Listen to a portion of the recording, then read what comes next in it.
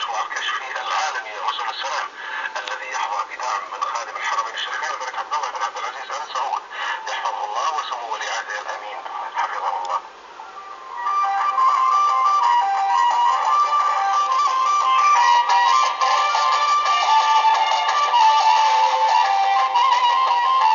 معنا اتصال خالد محسن من المدينة. صباح الخير يا محسن. صباح النور حبيبي. حاب اهني الوطن واهني خادم الحرمين بالقبل وولي عهد الامين بذكرى هذا اليوم العظيم، اليوم الوطني.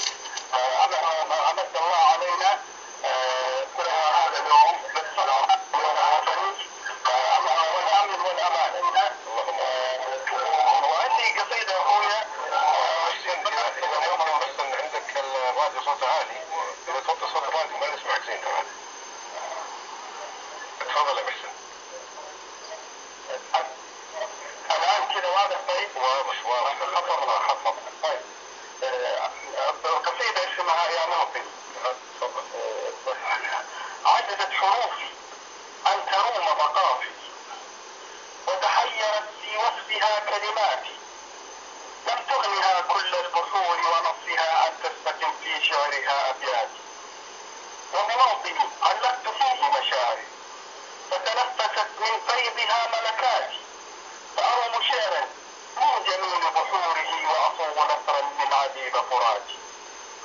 دار علت همة وفخارها فتنزلت من دونها الشرفات، فحباك ربي حلة قدسية إذ مكة مورد الغرفات، وبطيدة أنعم بها من بقعتي، عهد النبي سيد السادات، قاداتها أنعم بهم من قادة أسد العرين شيمة وصفات، يوليك حبا نستديك من الأذى بكرامة الأموال والمهجات، فتحت محبتك القلوب ولم تزل كتفتح الأزهار للقطرات، فليشهد التاريخ في منصافي أني محب سالف والآتي، فليشهد التاريخ في منصافه أني محب سالف والآتي.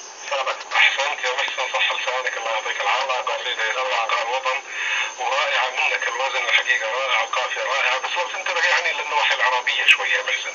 إن شاء الله أبشر. ان شاء الله. شكرا.